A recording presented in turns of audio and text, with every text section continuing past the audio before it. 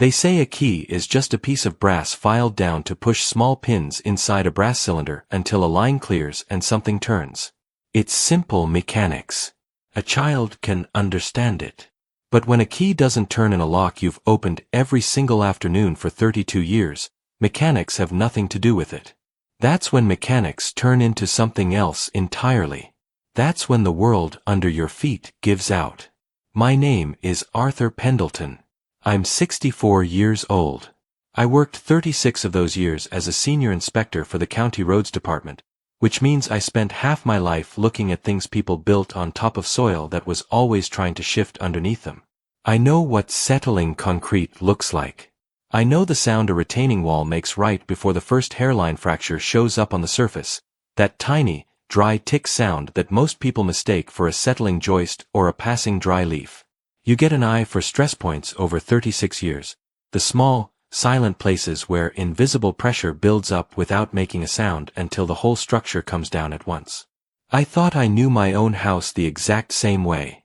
It's a 2-story Craftsman built in 1954, sitting on a quarter-acre lot at the quiet end of Oak Ridge Lane. Cedar siding, dark green trim, and a porch swing my late wife Martha painted yellow the summer before her heart gave out. The front door is solid oak, 3 inches thick, heavy enough to stop a shoulder charge, with a heavy brass mortise lock set deep into the wood that came with the original frame back when Eisenhower was in office. Martha and I bought the place when our daughter, Clara, was barely 2 years old and learning how to balance on her own 2 feet. I knew every creak in those hallway floors. I knew which window needed a wooden wedge when the cold autumn winds came whistling off the river valley, and I knew exactly how much resistance the front deadbolt gave when you turned the brass key to the right. Until a cool, damp Tuesday afternoon in late October. I'd been out since 9 in the morning doing the weekly grocery run, the quiet, slow, deliberate routine of a widower who has too many hours to fill and not enough reasons to hurry. I had 2 heavy brown paper bags of groceries sitting on the porch floor beside my boots, a carton of milk, a beef chuck roast, some root vegetables for a slow stew I planned to simmer until evening, and a fresh loaf of crusty sourdough from the bakery down on Main Street. I reached into my right coat pocket for my heavy steel keyring. My fingers hit empty cotton fabric. I checked the left pocket. Nothing except a crumpled hardware store receipt and an old mint wrapper. I checked my trousers. I checked the small zippered pocket on the inside of my canvas work jacket where I keep my emergency cash. My keyring, a heavy steel loop holding my house key, the key to my '08 pickup truck, and the small brass key to Martha's garden shed, was entirely gone. I didn't panic. At 64, you learn that panicking just makes you drop things faster and miss what's right in front of your eyes. I figured I'd dropped it on the bench outside the butcher shop or left it on the glass counter while paying for the loaf of bread. I had a spare key, of course. Everybody who lives alone has a spare key hidden somewhere nearby. Mine was a duplicate brass Schlage key I'd had cut at the local Ace Hardware 20 years ago, kept inside a small magnetic Haida key box tucked up underneath the rim of the back porch iron drain pipe. I carried the groceries around the side of the house, stepping carefully over the damp birch leaves coating the flagstones. The air smelled like turn-of-the-season rain, heavy, cold, and thick with the tang of pine needles. I reached up under the rusted rim of the drain pipe, felt the cold metal of the magnetic box, slid the plastic tray open with my thumb, and pulled out the brass key. It was coated in a thin sheen of grease, slightly worn at the second notch, but identical to the key I'd carried in my trousers pocket every day since 1992. I walked back around to the front porch, set the grocery bags down again, brought the key up to the front lock, and pushed the brass blade into the keyway. It went in about 1/8 of an inch and stopped cold. Not with the springy familiar push of brass meeting internal brass pins. It hit something hard, flat, and unyielding, like trying to drive a finishing nail straight into a solid steel plate. I pulled the key back out, wiped the blade on my trousers, thinking maybe a dried piece of leaf or a pebble had gotten lodged inside the keyway during the windstorm we'd had 2 nights prior. I blew into the slot, aligned the key carefully with both hands, and pushed again. Nothing. It didn't bite. It didn't seat. The keyway shape was entirely wrong. I stood on the porch for a full minute, the cold October wind pulling at the collar of my jacket, staring down at the brass handle. I tried forcing it, Just a gentle, firm push with the heel of my palm, and the key didn't move a single millimeter further into the plug. "Well, Arthur," I muttered to myself, my voice sounding unnaturally quiet in the empty yard. "You've finally let the moisture get into the tumbler mechanism after 30 years. That was the logical, sensible explanation, wasn't it? Locks rust over decades. Internal pins seize up. The tiny springs inside a cylinder are made of phosphor bronze, and after 30 years of rain, road salt, and summer humidity, those tiny springs can snap, collapse, or jam up tight inside their channels. I picked up my groceries, carried them around to the back kitchen porch, and tried the rear door with the same spare key. The back door used a completely separate deadbolt, a heavy-duty single-cylinder lock I'd installed myself 5 years back after a rash of tool shed break-ins down the block. The key slid into the back lock smoothly as butter. The cylinder turned with a crisp, mechanical click. I opened the back door, set the groceries down on the Formica counter, and felt a quiet, foolish wash of relief. See? Mechanical failure on the front door. Nothing to get worked up about. Just old hardware giving up the ghost on a chilly autumn afternoon. I brewed a cup of black tea, sat down at the wooden kitchen table, and pulled out my flip phone to find a reputable local locksmith. I didn't want to call some national toll-free dispatch hub that sends out a 19-year-old kid in an unmarked hatchback with a battery drill bit and a bad attitude. I wanted somebody who knew local hardware and cared about clean work.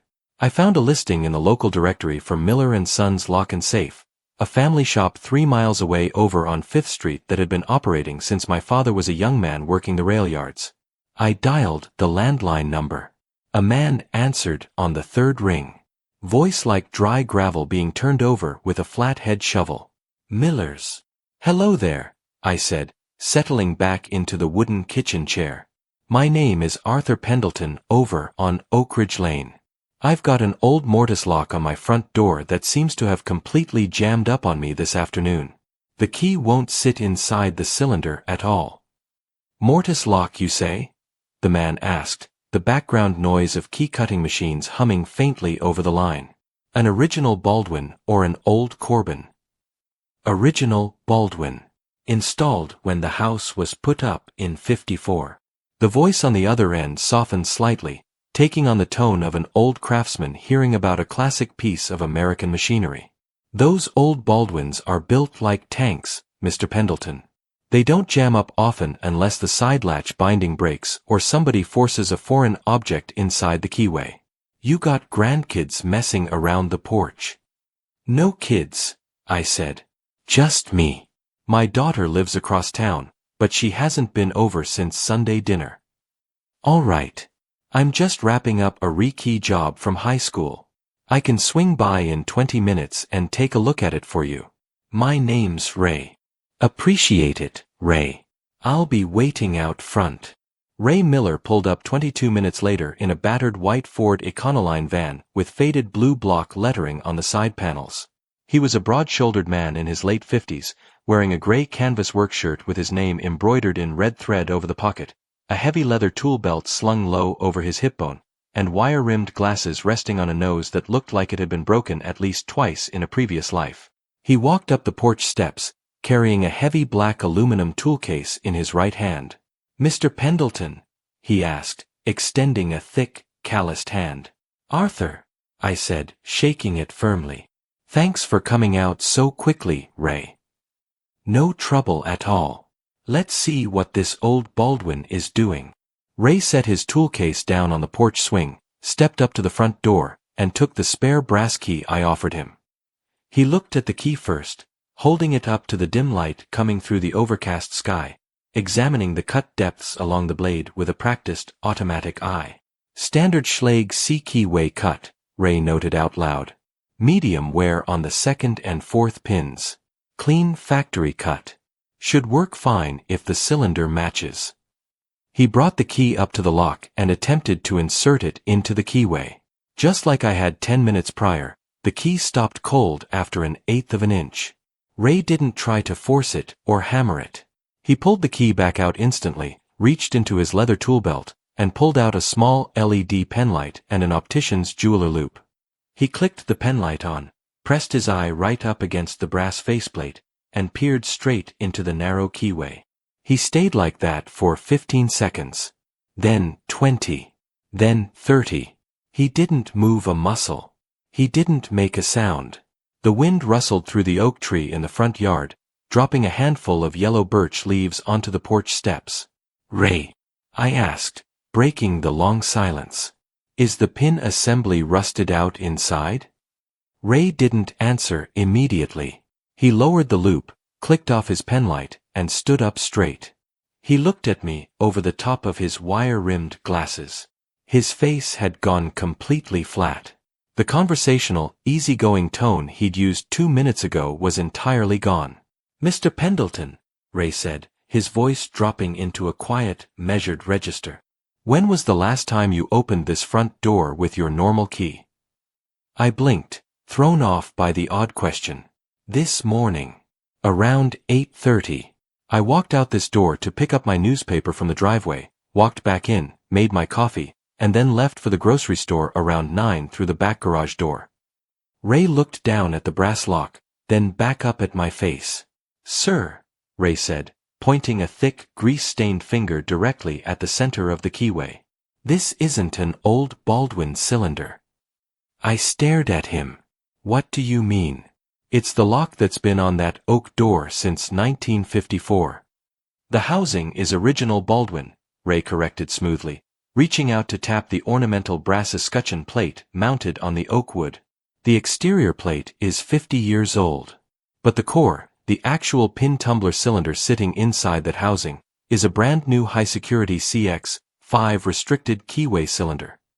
The technical words floated in the cold air between us for a second before my brain could process what they meant. "A what?" I asked. "It's a specialized commercial cylinder," Ray explained, his voice eerily calm and deliberate. "It doesn't use standard Schlage or quickset key blanks. It uses a patented side-milled key blank that can only be cut by an authorized commercial dealer with an official security card. And more to the point, Mr. Pendleton." Ray leaned closer, tapping the shiny metal core with his thumbnail.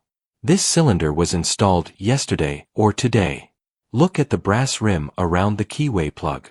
There isn't a single speck of oxidation or dust on it. The factory machining grease is still wet inside the keyway. Sir, nobody's key jammed here. This lock didn't fail mechanically." Ray took a slow breath and looked me dead in the eye. "Somebody swapped out the core of your front door lock while you were out of the house today." A cold sensation, sharp and thin as a razor blade, slid straight down my spine. That's impossible, Ray," I heard myself say. My voice sounded thin and distant, like it belonged to someone standing 10 feet behind me on the lawn. "I was only gone for 2 hours. 3 at the absolute most. And why would anybody swap the lock core on a front door and leave the back door completely unlocked?" Ray didn't speculate. He was a mechanical man, and mechanical men stick strictly to what the hardware tells them. "I can't tell you why somebody did it, Arthur," Ray said, stepping back to examine the oak door frame. "I can only tell you what is sitting in front of my eyes. Changing a mortise cylinder on an old Baldwin like this doesn't take 3 hours. If you know what you're doing and you have the set screwdriver, it takes less than 4 minutes. You back off the faceplate set screw, turn the cylinder counterclockwise with a tension wrench, spin the new core in, and tighten the set screw back down. A trained locksmith or a guy with basic carpentry tools can do it while your back is turned." I stood on the porch, my hands buried deep inside my coat pockets. My left hand tightened into a hard fist around the crumpled hardware store receipt. "Can you pick it?" I asked, my voice rising slightly. "Can you open it?" Ray shook his head immediately. "Not a CX-5 core. Not on an open porch in the wind with a basic pick set. It's got spool pins, serrated drivers, and a secondary side bar mechanism. To get inside without damaging the solid oak doorframe, I'd have to drill out the core retaining pin with a cobalt bit, and that's going to ruin a $300 commercial cylinder. Plus." Ray stopped. He looked at me carefully, his eyes narrowing behind his glasses. "Plus, Mr. Pendleton, if somebody changed this lock without your knowledge or permission, This isn't just a home repair job anymore. This is a potential crime scene or a civil property dispute. And as a licensed locksmith in this state, if I drill a high-security lock on a residential property without proof of who installed it or a police escort, I can lose my bond and my license. I own this house, I said, my voice cracking for the first time all afternoon. My name is on the deed. I've paid property taxes on this quarter-acre lot since 1994. I believe you, Arthur, Ray said gently, holding up a thick hand to calm me down. I'm not calling you a liar. But look at it from where I'm standing legally. Somebody put a commercial-grade lock on your door today. That means somebody has the authorized key to that new lock. Do you have a family who has access to the property? A contractor working on the roof? A tenant? My mind raced, tumbling over faces, names, and conversations like cards slipping out of a wet deck. No contractors, I said, my chest feeling tight and constricted. No tenants. My wife passed away 3 years ago. It's just me. What about your daughter? Ray asked softly. You mentioned your daughter earlier. Clara. My mind hit her name and stopped cold. Clara was 34. She was an executive liaison for a regional commercial property management firm downtown. She was sharp, organized, hyper-competent, and had possessed a spare key to our house since she was a junior in high school. But Clara hadn't been to the house since Sunday afternoon, when she'd dropped by for dinner with her husband, Greg. Greg was a man I'd spent 6 years trying to like and 4 years trying to tolerate. He called himself an independent financial consultant, which, near as I could tell, meant he sat in high-end downtown coffee shops with an expensive laptop, wearing tailored suits he couldn't afford, orchestrating vague real estate investment deals that always seemed to require somebody else's capital to get off the ground. My daughter has a key, I told Ray, my throat feeling bone dry. A standard brass key. To the old lock. She wouldn't. She has no earthly reason to change the deadbolt on my front door. Ray looked at me for a long, silent moment. He didn't offer an opinion. He reached down, picked up his heavy aluminum tool case, and clicked the steel latches shut. Arthur, Ray said quietly, his voice heavy with quiet concern. If I were you, I'd go inside through your back door right now. I'd check every single room in this house to see if anything is missing or touched, and then I'd make a phone call. Because whoever put this lock on your front door didn't do it by accident. Ray pulled a printed business card from his pocket and pressed it into my hand. If you need me to come back and drill this core out after you figure out what's going on, you call my cell directly. I won't charge you for the service trip today. Thanks, Ray, I whispered. I watched his white Ford van back out of the driveway, its tires crunching over the wet gravel, before turning onto Oak Ridge Lane and disappearing around the bend. I was left alone on the front porch with the cold wind, the yellow leaves, and a brand new brass lock that didn't belong to me. I walked around to the rear of the house, my heart hammering against my ribs like a trapped bird inside a cage. The kitchen was exactly as I had left it 10 minutes prior. The 2 brown paper grocery bags sat on the Formica counter.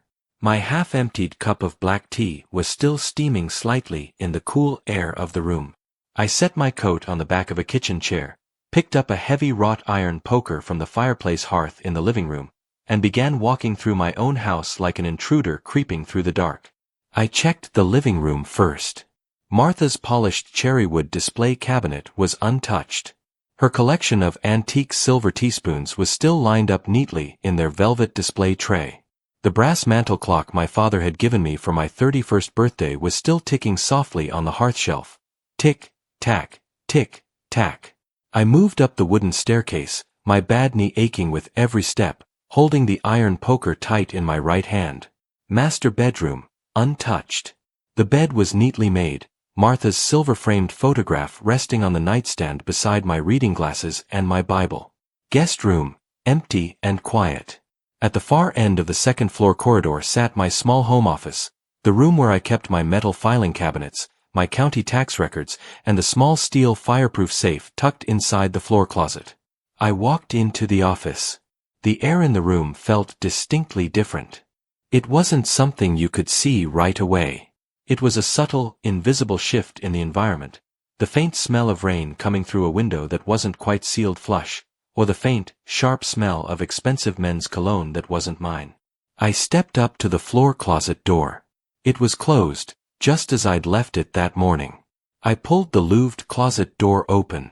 My steel fireproof safe, a heavy 60-pound Sentry safe I'd bought 15 years ago to hold the house deed, Martha's life insurance policy, our original marriage certificate, and my late father's World War II service medals, was sitting on the floorboards where it always sat.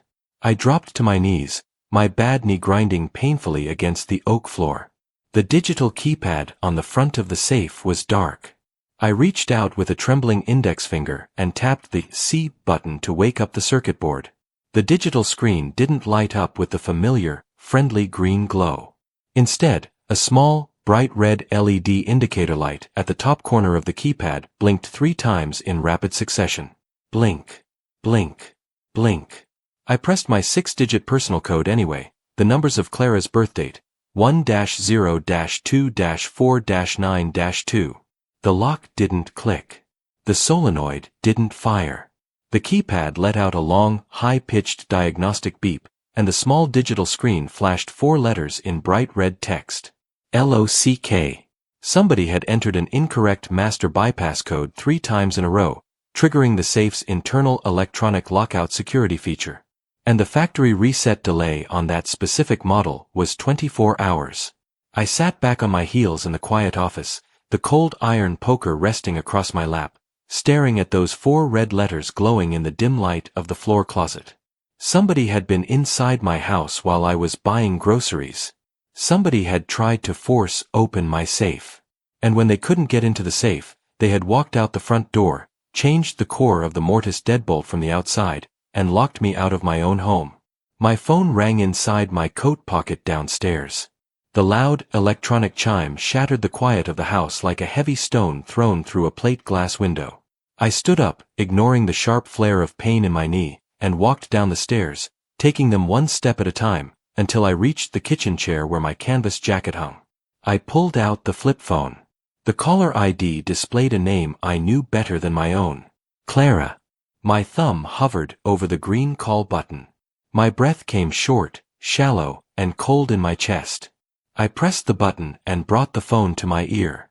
Arthur. It was Clara's voice.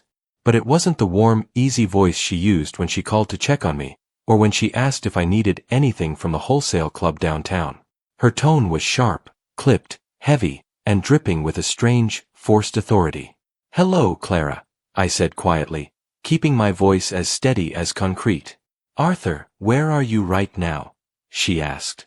She didn't say Dad. She hadn't called me Arthur since she was 11 years old and trying to sound like a grown-up during a household argument over bedtime. I'm in the kitchen, I said. I just got back from the grocery store. There was a long, heavy pause on the line. I heard the faint rustle of legal paper in the background, and then the distinct sound of a heavy car door slamming shut nearby. Are you inside the house? She asked, her voice tightening visibly. I am, I replied. I came in through the back door. Another pause. Longer this time. When she spoke again, her voice carried a cold, measured edge that made my blood turn to ice water in my veins.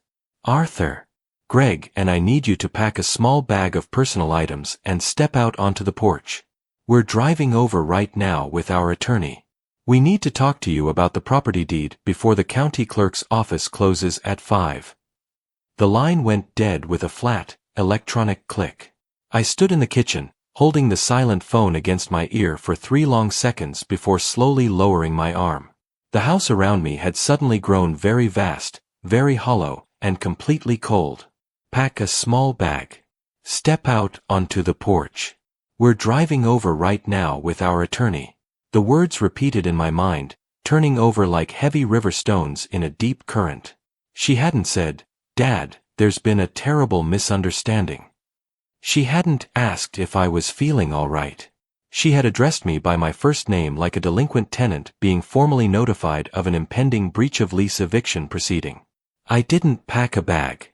I set the phone on the kitchen table next to my cold cup of black tea, walked into the hallway, and stood by the living room window overlooking the gravel driveway. My hands weren't shaking. 36 years of inspecting county infrastructure teaches you a peculiar, hardened kind of stillness when a structural disaster is unfolding in front of you. When a concrete culvert collapses or a mudslide threatens an access road, rushing around screaming doesn't hold the dirt back. You stand completely still, you measure the angle of the slope, and you figure out what's holding the weight and what's about to give way under pressure. 10 minutes later, tires crunched across the wet gravel of Oak Ridge Lane. A dark blue BMW 5 Series, Greg's absolute pride and joy, bought leased secondhand 2 years ago to project an image of financial prosperity he didn't actually possess, pulled into my driveway. It parked at an aggressive angle, completely blocking my '08 pickup truck. 3 doors opened almost simultaneously. Greg stepped out of the driver's seat. He was 38, with slicked-back dark hair that was thinning at the crown, wearing a tailored navy blazer over an open-collared shirt and designer Italian leather loafers despite the damp leaves on the ground. From the passenger side came Clara. My daughter. My only child. She wore a sharp, charcoal-gray trouser suit, her dark hair pulled back into a tight, spotless bun. She carried a heavy leather accordion portfolio folder tucked firmly under her left arm. And from the back seat stepped a third person, a thin, stooped man in his late 50s with slick silver hair, wire-rimmed spectacles, and a pinstriped suit that looked like it had been pressed with starch so heavy it didn't crease when he walked. He held a thick manila folder in one hand and a black leather briefcase in the other. I didn't wait for them to knock. I didn't want them standing on Martha's yellow porch swing. I walked out the rear kitchen door, stepped around the side of the house, and met them at the base of the front porch steps just as their polished shoes reached the flagstones. The wind had picked up, carrying the sharp scent of ozone and damp soil. "Arthur," Greg said first, stepping forward with a practiced politician's smile that didn't reach his pale eyes. He held out a hand. "Glad you were home. We tried reaching you earlier on your cell, but—" I ignored his extended hand entirely.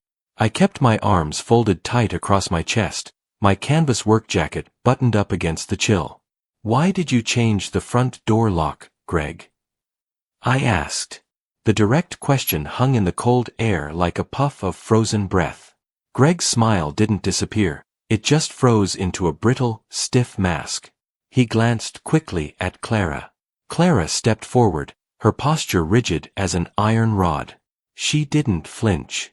"We had to secure the premises, Arthur," she said, her voice flat, official, and totally devoid of warmth. "It's a standard risk mitigation procedure under the circumstances." "Under what circumstances?" I asked, my voice cutting through the wind. "This is my home. I've lived here for 32 years. I pay the mortgage, I pay the property taxes, and my name is on the deed filed at the county courthouse down on 3rd Street.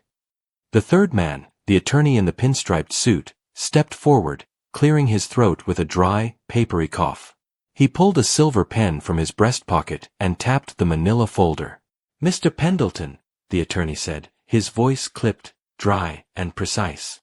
"My name is Vance, Eldridge Vance of Vance, Sterling and Associates.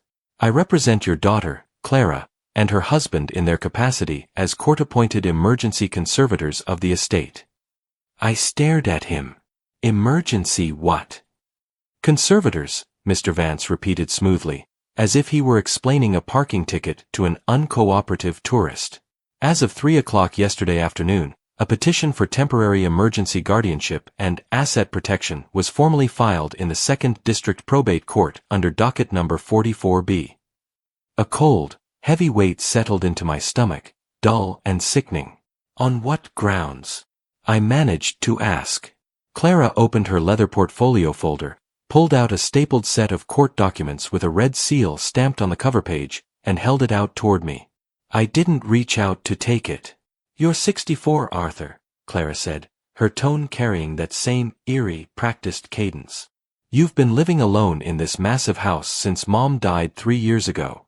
You've become increasingly isolated, paranoid, and uncooperative with your family. I do my grocery shopping on Tuesdays. I see my neighbors every week. I pay my bills on time," I said, my voice rising despite my best efforts to keep it flat. I'm an inspector. I spent 36 years writing structural inspection reports for the County Infrastructure Board. And you've been declining, Arthur, Greg chimed in, stepping closer and lowering his voice into a tone of fake, nauseating sympathy. The neighbors have noticed. The local bank manager flagged several unusual cash withdrawals from your primary savings account over the last 6 months. You've been hoarding currency in an unencrypted home safe. You're extremely vulnerable to financial exploitation. The safe. The image of the dark digital screen flashing OCK flashed behind my eyes. You were in my house this morning, I said, pointing a calloused finger directly at Greg's chest. While I was at the grocery store. You used Clara's old spare key to come in through the back door, you went up to my office, and you tried to crack my safe. Greg didn't look ashamed. He didn't even look caught. He just adjusted the cuffs of his navy blazer and exchanged a cool, professional glance with Mr. Vance. We exercised our legal right under the temporary conservatorship order to inventory the personal real property, Vance stated without a hint of emotion. The safe contains critical legal title documents, including the original land grant deed for Oak Ridge Lane, which must be placed in a secure bank deposit vault under court supervision pending the final competency hearing next month. Competency hearing? I breathed, the words feeling heavy in my throat. It's for your own good, Dad. Clara snapped, the word Dad finally slipping out, though it came wrapped in pure frustration rather than affection. You don't understand the real estate market right now. You're sitting on a property valued at nearly $1.4 million due to commercial rezoning along the river corridor. The county wants to acquire the easement rights for the new access highway. If you refuse to sign the municipal development option by Friday, the tax assessment will ruin you. Light, harsh, blinding, and filthy, finally broke through the fog in my mind. It wasn't about my health. It wasn't about whether I was living safely in a 2-story Craftsman. It was about $1.4 million of commercial development land sitting right under my porch steps. Greg's financial consulting firm wasn't consulting anyone. He was drowning in debt, sitting in coffee shops trying to flip properties he didn't own, and he had targeted the one piece of unencumbered real estate left in the family, my house. You want me to sign the property over to your development group, I said quietly, looking at my daughter. We want to manage the asset responsibly, Arthur. Clara insisted, taking a step toward me on the flagstones. Greg has organized a revocable living trust structure. You will be granted a life estate occupancy clause in a luxury senior residential community in Cedar Falls. Private nursing, dining options, total security. You won't have to worry about maintaining this old monster of a house anymore. A nursing home, I said, the bitter truth settling in. You changed my deadbolt, tried to pick my safe, hired a slick lawyer, and came here on a Tuesday afternoon to put me in an institution so you could sell my home to a paving contractor. Mr. Pendleton, Vance interrupted, raising a hand in a commanding gesture. The temporary conservatorship grants us immediate possession of the premises to prevent waste or asset liquidation. We have already notified local law enforcement of the court order. If you refuse to vacate the house voluntarily while the property inventory is conducted, we will be forced to request a sheriff's deputy to enforce the temporary exclusion order. Enforce an exclusion order on my house? I asked. You have until 5 o'clock to pack personal clothing and medical necessities, Vance said, checking a gold wristwatch. We have a locksmith arriving at 5:30 to rekey the rear entry point as well. Greg smirked, a tiny triumphant twitch at the corner of his mouth. Come on, Arthur, Greg said, leaning in slightly. Don't make this difficult. You had 32 good years here. It's time to move on before the state takes it all in probate anyway. I looked at Greg. I looked at Eldridge Vance, ESQ. And then I looked at Clara. My daughter, the girl I'd carried on my shoulders at the county fair, the girl whose birth date was the code to the safe they had tried to break open 3 hours ago, stood on the damp flagstones, her face locked up tighter than any commercial cylinder Ray Miller could ever install. She didn't look at my eyes. She looked at the red court seal on the papers in her hand. 5 o'clock, Arthur, Clara repeated softly, her voice like grinding glass. Please. Make it easy on yourself. They didn't wait for my answer. Greg turned on his heel, walked back to his dark blue BMW, and opened the door for Vance and Clara. We'll be back at 5 with the transport car, Greg called out over the roof of the vehicle before sliding into the driver's seat. The engine roared to life, the tires spat wet gravel against the hedge, and the car accelerated down Oak Ridge Lane toward town. I stood alone at the bottom of my porch steps. The cold wind blew a trail of damp leaves across my boots. The house behind me sat dark, silent, and locked from the outside by a key I didn't own. I didn't cry. I didn't yell. 36 years as a county inspector teaches you one fundamental truth about structural engineering. When a heavy wall starts to fall toward you, you don't try to push it back up with your bare hands. You step out of the collapse zone, you find the leverage point, and you bring the rest of the building down on your own terms. I reached into my jacket pocket, pulled out the printed business card Ray Miller had given me an hour ago, and tapped the screen of my phone. I dialed Ray's cell. He answered on the second ring. Miller's. Ray, I said, my voice steady as reinforced concrete. It's Arthur Pendleton. Did you figure out who put that CX-5 on your door, Arthur?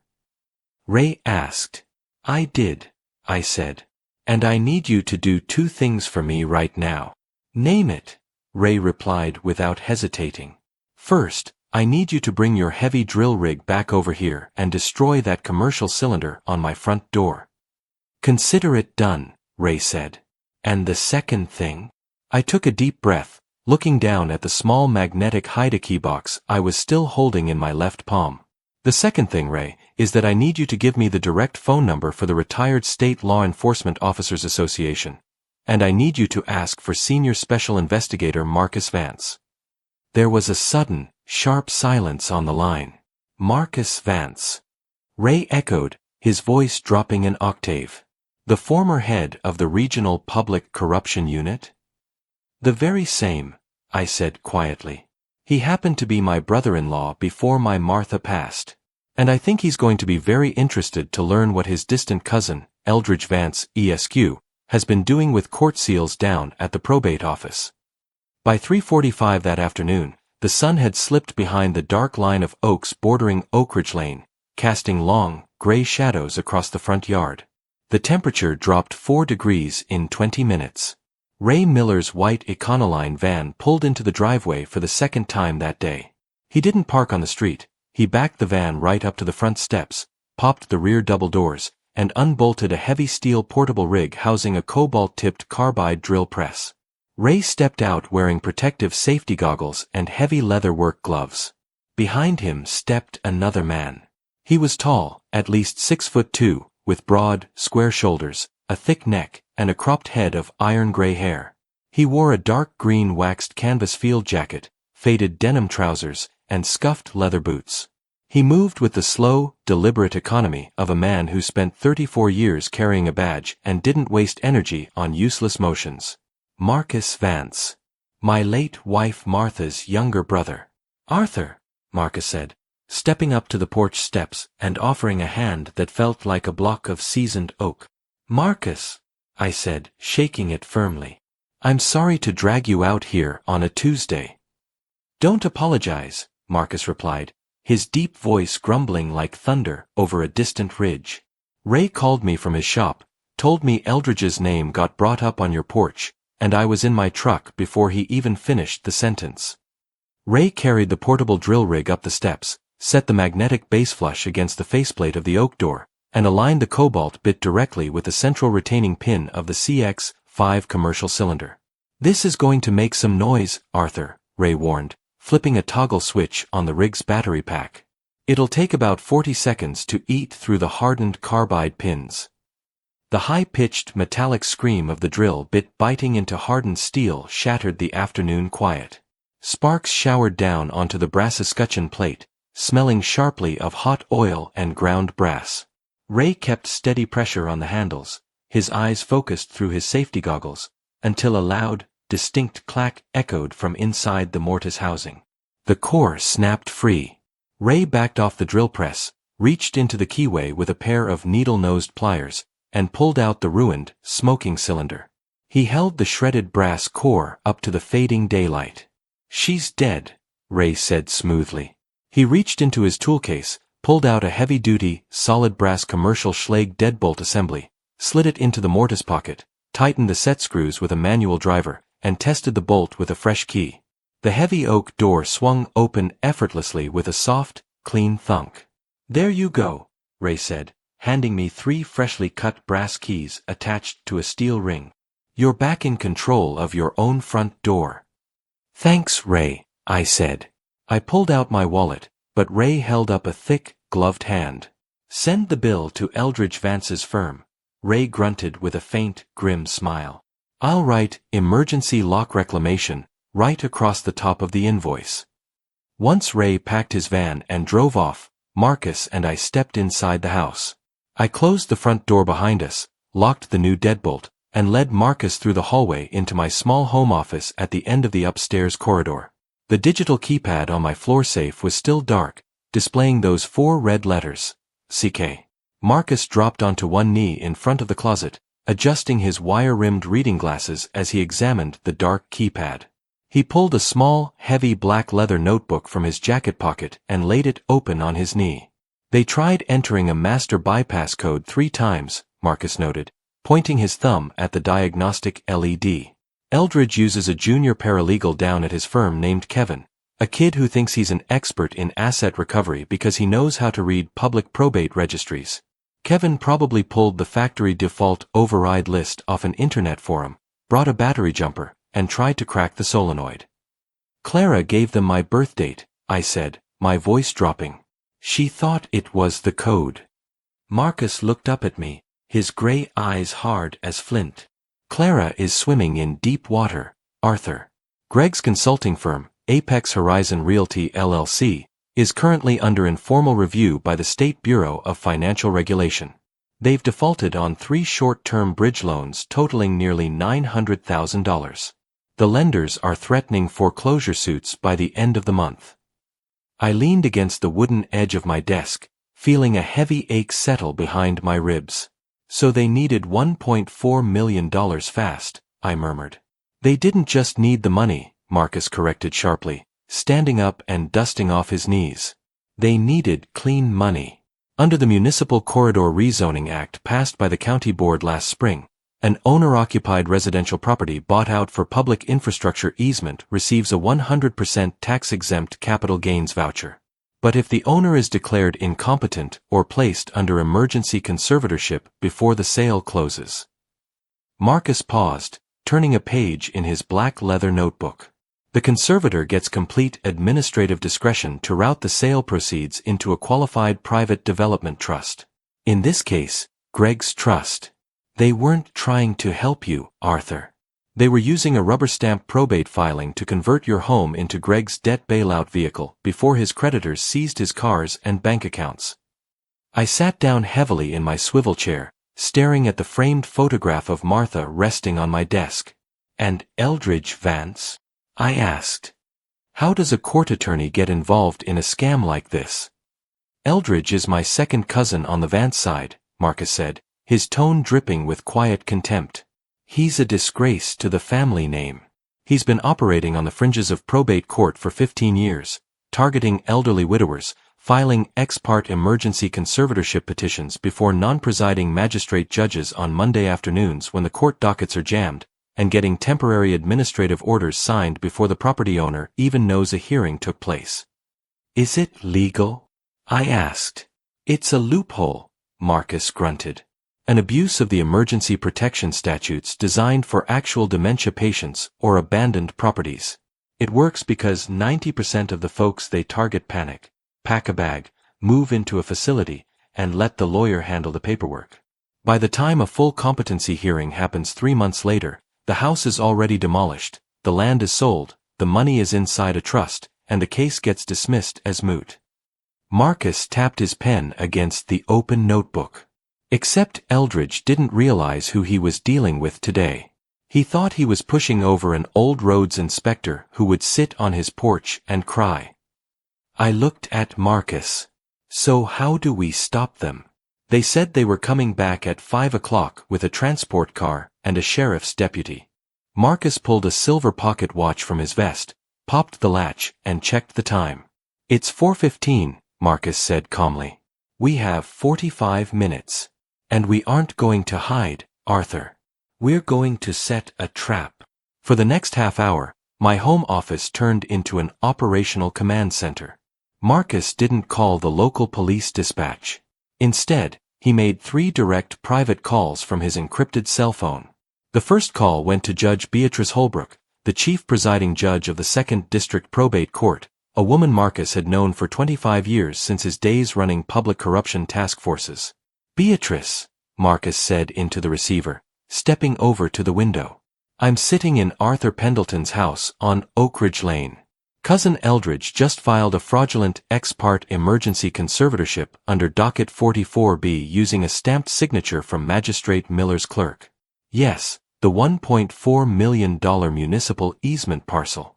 No, Arthur isn't incompetent. He's standing right next to me holding a cup of tea. I need an immediate administrative stay and an emergency summons issued for Eldridge Vance, Greg Miller, and Clara Pendleton. He listened for 20 seconds, nodding slowly. Understood, Beatrice. Send the duty bailiff directly to the property. The second call went to Special Agent Sarah Jenkins of the State Division of Financial Crimes, a sharp, young investigator who had been building a paper trail on Greg's firm, Apex Horizon Realty, for 6 months but lacked the hard evidence of active fraud required to execute a search warrant. Sarah, Marcus said smoothly. If you want Greg Miller caught dead in the act of executing a fraudulent asset conversion using forged probate authority, have a mobile unit sitting down at the corner of 5th Street and Oak Ridge Lane at 10 minutes to 5. And the third call was to a person I didn't expect, Ray Miller, the locksmith. Marcus asked Ray to drive back to Oak Ridge Lane, park his white van around the block out of sight, and stand by with a digital video camera to record everything that happened on my front porch when the clock struck 5. While Marcus made his calls, I sat at my desk and pulled open the bottom drawer. Tucked beneath a stack of old county road maps was a yellow legal pad and a leather binder containing my complete, meticulous personal records. I spent 36 years writing inspection logs for the county. I don't throw documents away. Inside that binder was every property tax receipt from 1994 to 2026. Every maintenance invoice for the roof, the furnace, and the plumbing. Every bank statement from my checking and savings accounts showed that not a single dollar had been withdrawn without my personal signature.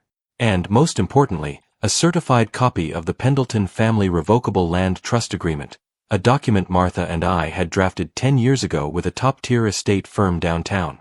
Under that agreement, the house on Oak Ridge Lane wasn't even owned by me as an individual. It was held entirely within an irrevocable land trust, with me as the sole primary trustee, and the County Historical Preservation Society named as the secondary contingent beneficiary in the event of my death. Clara wasn't on the deed. Greg wasn't on the deed. Eldridge Vance had filed a conservatorship petition against an individual for property that the individual didn't legally own in his personal capacity. The entire legal foundation of their scam was built on a pile of sand. Marcus walked back into the office, saw the yellow legal pad and the leather binder sitting on my desk, and let out a low, gravelly whistle. Arthur, Marcus said, a genuine smile touching his weathered face for the first time all afternoon. You beautiful old bureaucrat. I told you, Marcus, I said, putting on my reading glasses and clicking my pen. I know what settling concrete looks like. And Eldridge Vance just poured his entire foundation over a sinkhole. At 4:48, a heavy black SUV turned onto Oak Ridge Lane, followed closely by a marked county sheriff's patrol car with its yellow secondary lights flashing silently. Marcus stepped up to the window, pulled back the curtain an inch, and looked down at the driveway. They're here, Marcus whispered. It's time to go downstairs and welcome our guests. The air inside the house went completely still as Marcus and I walked down the carpeted stairs into the front entryway. Outside, car doors slammed shut in rapid succession, for distinct, metallic thuds echoing across the damp yard. Through the frosted glass panels flanking the front oak door, I could see dark silhouettes assembling on the porch. I didn't open the door right away. I stood in the foyer, adjusting the collar of my canvas jacket, feeling a strange, quiet calm take hold. 36 years of inspecting unstable bridges and crumbling culverts teaches you that when a structure reaches its breaking point, shouting at it won't keep the steel from snapping. You just step clear of the shear zone and let gravity do the work. Marcus stood 3 feet behind me, his hands resting easily inside the pockets of his dark green field jacket, his iron-gray head tilted slightly toward the door. A sharp, authoritative knock rattled the heavy oak panel. 3 quick, heavy raps. I turned the brand-new brass deadbolt thumb-turn with a crisp, clean click and pulled the door open. Standing on the porch steps was a squad of 5 people. In the front stood Eldridge Vance, Sq., holding his leather briefcase like a shield, flanked by Greg, whose tailored navy blazer looked slightly rumpled at the lapels, and Clara, her arms crossed tight over her chest, eyes staring straight at my chest rather than my face. Behind them stood Deputy Sheriff Miller, a young patrol deputy in a crisp beige uniform, wearing a heavy utility belt, holding a yellow clipboard with a carbon copy enforcement notice attached to the top. And standing slightly off to the left side of the porch, looking acutely uncomfortable in an oversized gray suit, was a 20-something kid with greasy hair carrying a plastic tackle box filled with manual lockpicks and a cordless rotary tool. Their hired locksmith. Arthur, Eldridge Vance began, stepping forward and attempting to project an imposing, courtroom tone. It is 5 o'clock. As served upon you earlier today under Probate Court Emergency Docket 44B, you are required to temporarily vacate the residential premises located at 104 Oak Ridge Lane to facilitate an administrative inventory of real property assets. Deputy Sheriff Miller shifted his boots on the wet porch steps, looking between Vance and me with an uneasy expression. Mr. Pendleton, the young deputy said politely, touching the brim of his hat. I have a signed administrative transport order here presented by counsel. We're here to ensure a peaceful transition of the premises while the court reviews the conservatorship petition. I didn't raise my voice. I didn't look at Greg. I looked straight at the deputy. Deputy, I said softly, have you verified the validity of Docket 44B with the chief presiding judge's clerk this afternoon? Eldridge Vance's head snapped toward me, his wire-rimmed spectacles glinting in the pale porch light. The order carries a certified magistrate stamp, Deputy. Mr. Pendleton is currently suffering from documented cognitive decline and is subject to immediate asset protection procedures. Sir, perform your duty and clear the doorway. Just a second, Mr. Vance, Deputy Miller muttered, frowning down at his clipboard. The order has an ex parte seal, but... There is no but. Deputy. Greg interjected sharply, taking an aggressive step up onto the top porch step. We are the legal conservators of this estate. Arthur, step out onto the porch right now and get into the transport vehicle, or we will have you cited for obstruction of a judicial order. Is that so, Greg? The deep, gravelly voice came from behind me in the shadows of the hallway. Marcus Vance stepped out of the dark foyer and onto the wooden porch, standing 6'2" in the doorway, his broad frame completely blocking the entry. Eldridge Vance froze. The color drained out of his face so fast it looked as though someone had pulled a plug at the base of his neck. His lower lip gave a tiny, involuntary twitch. Marcus. Eldridge stammered, stepping back so quickly his heel caught the edge of Martha's yellow porch swing. What are you doing here? I'm visiting my brother-in-law, Eldridge, Marcus said, his voice dropping into that terrifying, low register he used when interviewing corrupt municipal contractors. And I'm watching a disgraced second cousin try to pull a rubber stamp land grab on a house held in an irrevocable family trust. What? Deputy Miller asked, his hand dropping away from his utility belt as his eyes widened. It's a civil matter, Eldridge yelled, his voice cracking into a high, panicky pitch. Marcus, you have no standing here. You're retired. You have no law enforcement authority in this district. You're right, Eldridge, Marcus said smoothly, pulling his hands from his jacket pockets. I don't have badge authority today. But do you know who does have authority? Marcus looked past the porch steps toward the driveway. Down at the corner of Oakridge Lane, two unmarked black sedans pulled silently onto the gravel, their headlights cutting through the dusk. They parked directly behind Greg's dark blue BMW, blocking it completely. Four broad-shouldered men and women in dark windbreakers bearing gold lettering across the back, State Bureau of Financial Regulation, stepped out of the vehicles and began walking up the driveway toward the porch. At the same time, a sleek white county sedan with official government plates pulled up to the curb. From the passenger side stepped Chief Duty Bailiff Thomas, a veteran court officer holding a crimson-bordered emergency injunction document. Greg's mouth opened, but no sound came out. He turned wildly toward Clara, his eyes wide with rising panic. "Clara! What is this? Who called state agents?"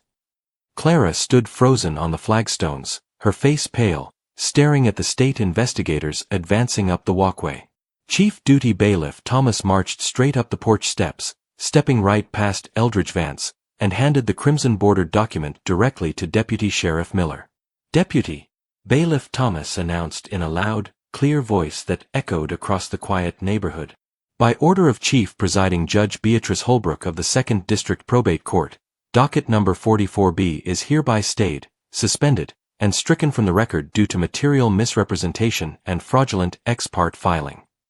Deputy Miller took the paper, read the top 3 lines, and immediately stepped off the porch, moving 10 feet away from Eldridge and Greg. "Judge Holbrook has issued an immediate administrative summons," Bailiff Thomas continued, pulling a stack of official court notices from his leather folder. "Eldridge Vance, you are ordered to surrender your law license and appear before the State Judicial Conduct Board tomorrow morning at 9 o'clock sharp." "This is an outrage," Eldridge shrieked, clutching his briefcase against his chest. "I filed a legitimate petition based on client representations." "Save it for the Conduct Board, Eldridge," Special Agent Sarah Jenkins said, stepping onto the porch steps wearing her state financial crimes windbreaker. She pulled a folded document from her inner pocket and turned toward Greg. "Gregory Miller," Agent Jenkins stated calmly. "I have a warrant executed by the State Attorney General's office authorizing the immediate seizure of all banking records, digital devices, and client files associated with Apex Horizon Realty LLC pursuant to an ongoing investigation into felony wire fraud, grand larceny, and conspiracy to commit mortgage fraud." Greg backed up 3 steps until his spine hit the wooden porch railing. "Warrant? For what? I haven't done anything wrong. This is a private family business." "Your private family business defaulted on $900,000 in commercial bridge loans 3 weeks ago, Mr. Miller," Agent Jenkins said coldly. "And 2 hours ago, your junior paralegal attempted to use an illegal master code override to breach a private residential safe containing land title documents." Agent Jenkins looked past Greg toward the kid in the oversized gray suit standing on the lawn with his lockpick box. "Kevin," Agent Jenkins called out, "drop the tackle box and step over to the patrol car. You're coming downtown to give a statement." The 20-something kid dropped his plastic box onto the damp leaves with a loud clatter and raised his hands immediately. "I didn't do anything. Mr. Vance paid me $200 to open the box. I didn't know it was illegal." "Shut up, Kevin," Eldridge screamed, his face turning a dark, mottled purple. And then there was Clara. My daughter stood amidst the flashing lights, the state agents, the bailiffs, and the ruined legal documents, looking as though the earth had split open directly beneath her Italian leather shoes.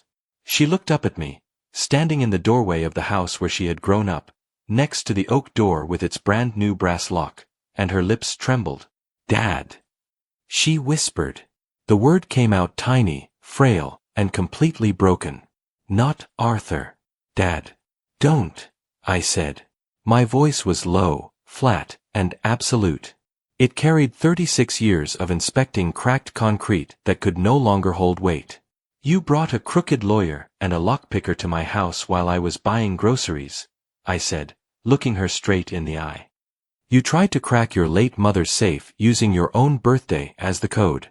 You told a deputy sheriff I was senile so your husband could cover his coffee shop debts with my land." "Dad, Greg told me." Clara started, a tear finally spilling over her eyelid and tracking down her powder-dusted cheek. Greg said the county was going to seize the house anyway. He said we were saving your estate. Greg is going to prison, Clara, Marcus said quietly from beside me.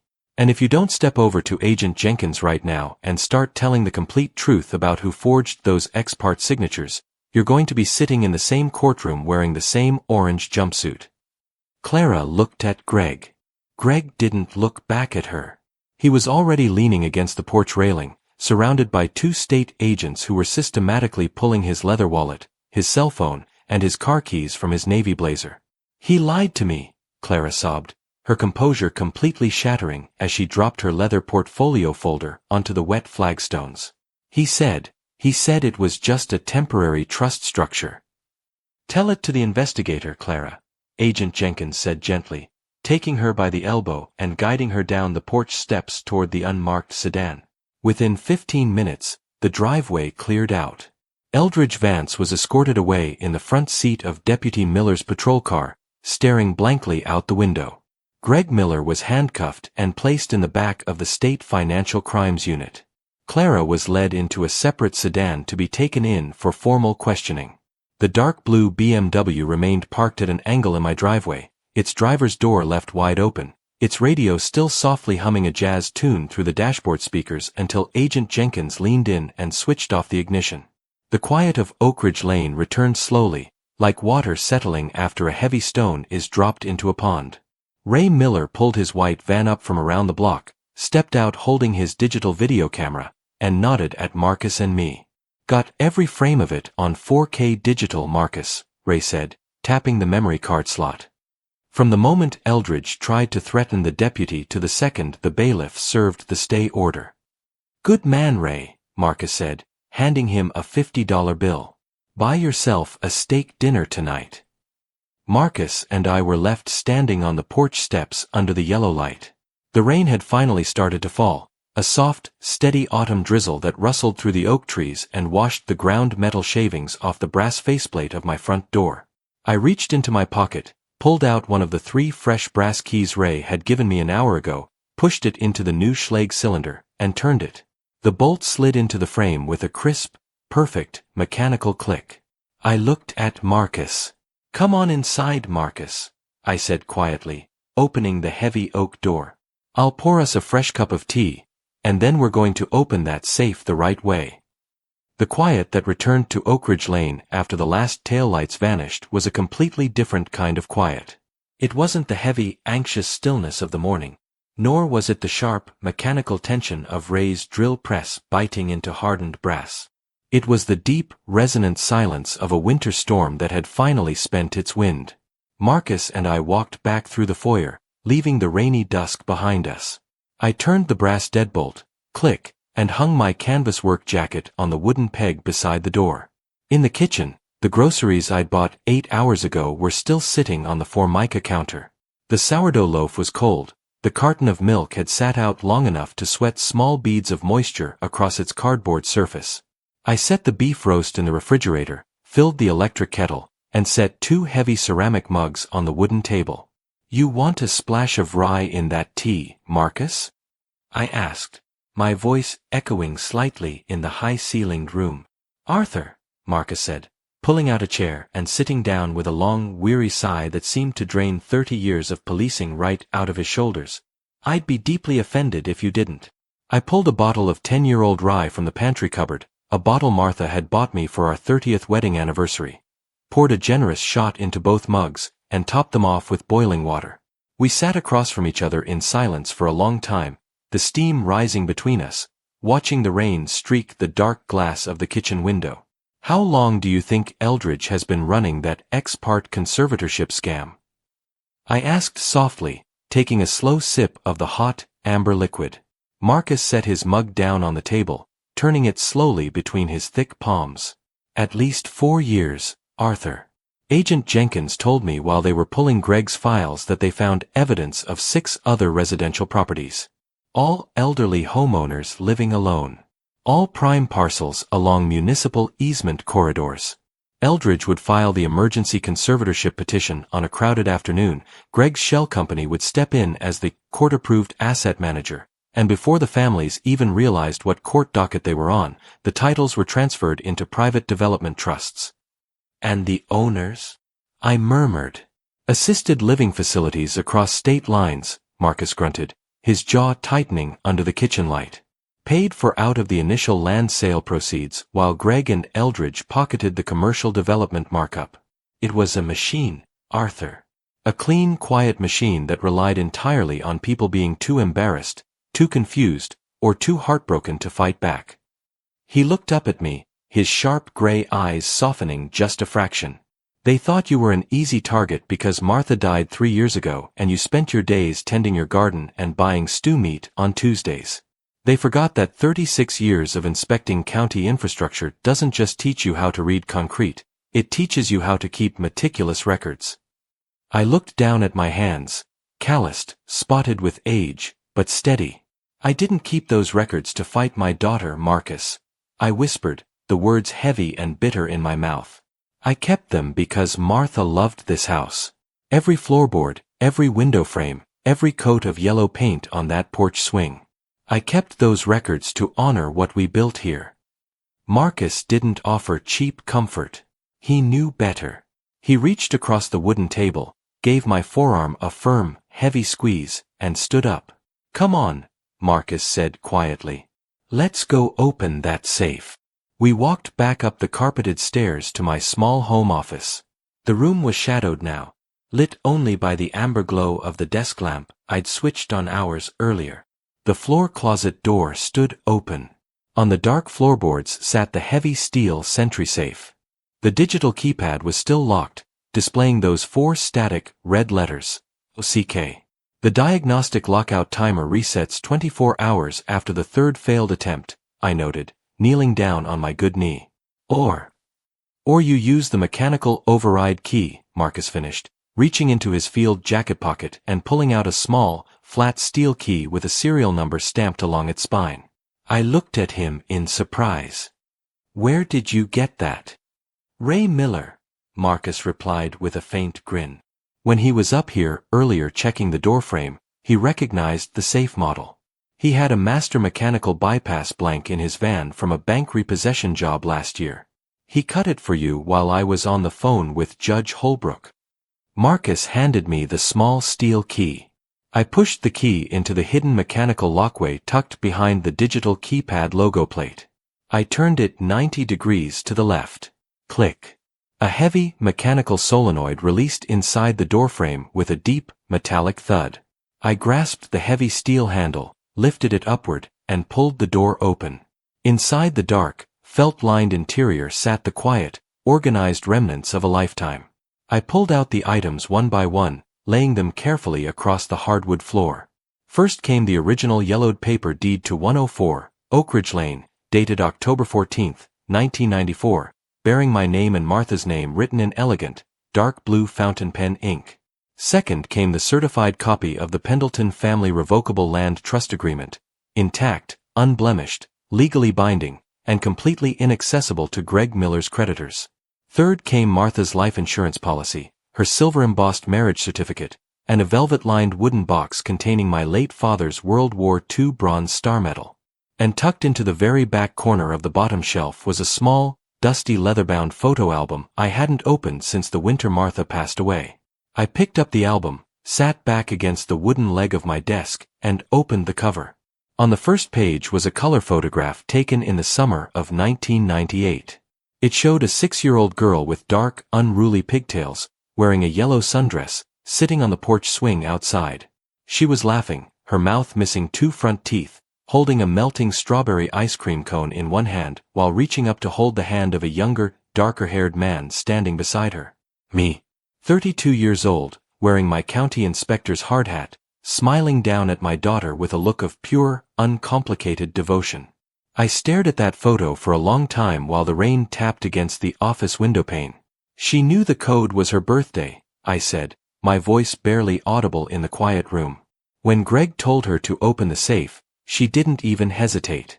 She gave him 1-0-2-4-9-2.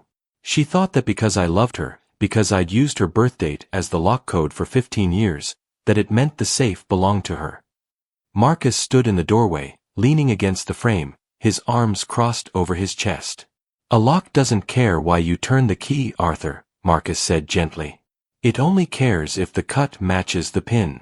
Clara let Greg convince her that love meant handing over the keys to someone else's foundation. Can she be saved from this, Marcus? I asked, looking up at my brother-in-law. Legal-wise. Marcus took a long breath, considering his words carefully. She didn't sign the ex parte forgery, Marcus explained. Eldridge and Greg did that behind her back. But she stood on your porch today, Arthur. She held those papers, and she let them try to walk you out of your own home. Agent Jenkins will offer her a deferred prosecution agreement if she turns state's evidence against Greg and Eldridge. She won't go to prison, but her career in commercial property management is over. And Greg is going away for a very long time. I closed the photo album, setting it gently on top of the land trust binder. I'm 64 years old, Marcus, I murmured, resting my head against the wooden desk. I thought my retirement was going to be about painting the porch swing and watching the river rise in the spring. Your retirement is still about whatever you want it to be, Arthur, Marcus said firmly. Because tomorrow morning, when the sun comes up, you're going to wake up in your own bed, in your own house, behind a door that only opens when you turn the key. The weeks that followed moved with the slow, deliberate pace of legal justice. The story of the Oak Ridge Lane property scam didn't stay quiet. Within 48 hours, the regional newspaper ran a front-page exposé on Eldridge Vance's probate operations, leading to an emergency audit by the state Supreme Court. Over the next month, for other families whose elderly relatives had been quietly displaced by Eldridge's emergency petitions had their conservatorship revoked, their properties restored, and their private trusts dissolved under judicial supervision. Eldridge Vance surrendered his license to practice law 3 days before his formal disbarment hearing. 2 weeks later, he was indicted by a state grand jury on 11 counts of judicial forgery, conspiracy, and wire fraud. Greg Miller's financial firm, Apex Horizon Realty LLC, was forced into involuntary Chapter 7 liquidation. His leased BMW was repossessed by the dealership, his bank accounts were frozen by federal examiners, and he was remanded to the county detention center pending trial after failing to post a $500,000 cash bond. And Clara accepted the state's deferred prosecution deal. She spent 3 days testifying before the grand jury, laying bare every text message, every bank transfer, and every conversation Greg had held regarding the $1.4 million municipal easement buyout. She moved out of the rental townhouse she'd shared with Greg, sold her furniture to pay her legal defense retainer, and took a job as an administrative clerk for a non-profit housing shelter 2 counties over. She didn't call me. She didn't drive down Oak Ridge Lane. Until a clear, crisp Sunday afternoon in early December. I was out in the front yard, wearing my heavy canvas work jacket and gloves, raking the last of the dry oak leaves into neat piles along the driveway curb. The sky above was brilliant, pale blue, cold and sharp.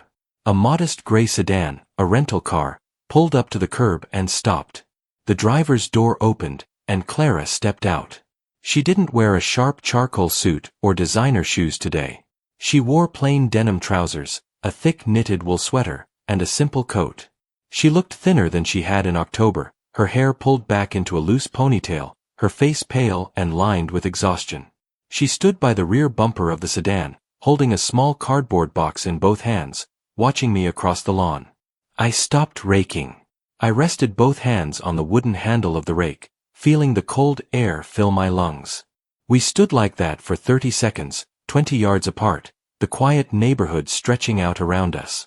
Slowly, Clara walked across the grass, her boots crunching softly over the dry leaves, until she stopped 10 feet from where I stood.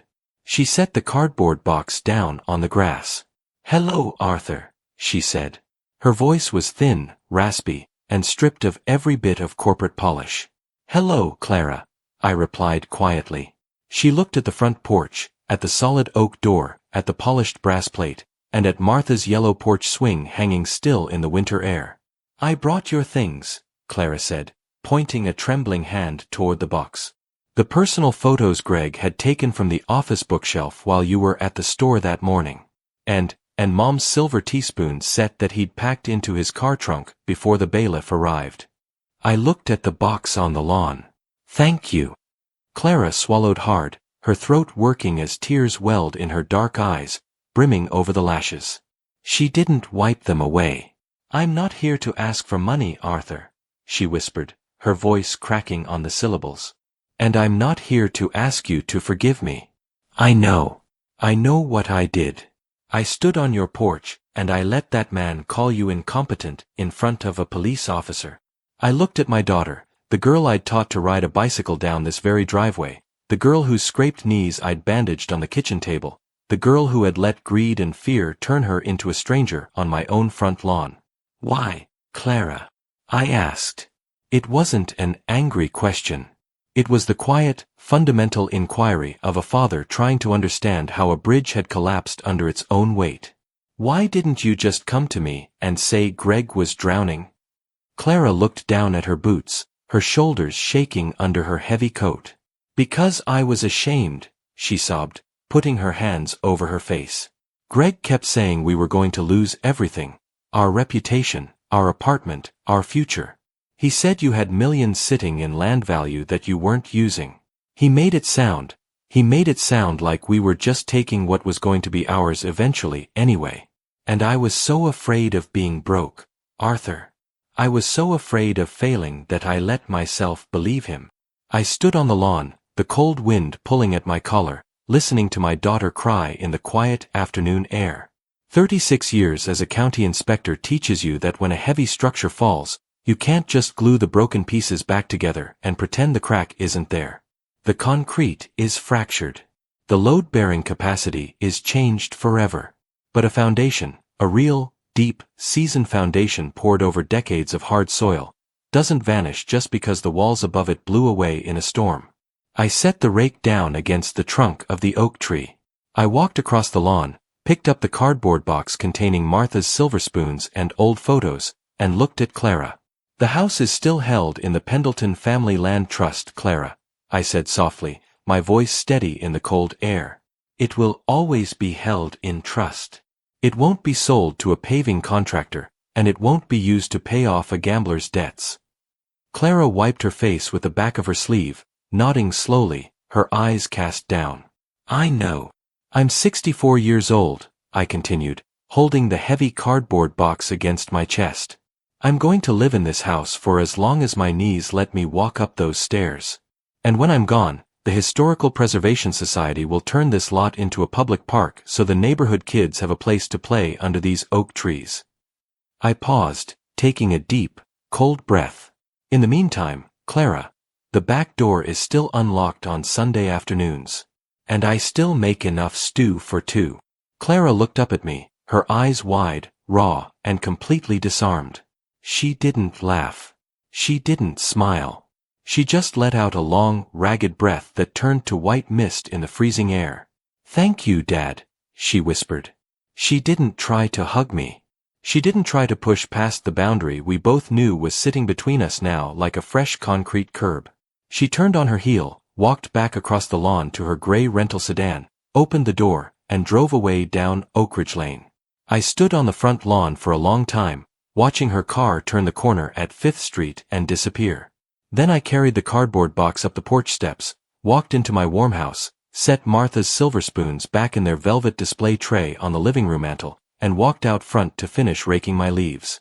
By 5 o'clock that evening, the sun had set completely, leaving a cold, clear sky filled with bright winter stars. I walked up the front steps, stepped into the warm entryway, and reached into my coat pocket. I pulled out my steel keyring, the new one Ray Miller had made for me, holding the clean, heavy brass key to my front door. I closed the heavy 3-inch oak door behind me. I pushed the key into the Schlage cylinder. It slid in effortlessly, smooth, precise, meeting every pin with a clean, mechanical resistance that I knew better than my own pulse. I turned the key to the right. Click. The heavy brass bolt shot forward into the solid oak frame, locking the world outside, securing the warmth inside, and holding the weight of 32 years exactly where it belonged. Unbroken. unshaken, and completely mine.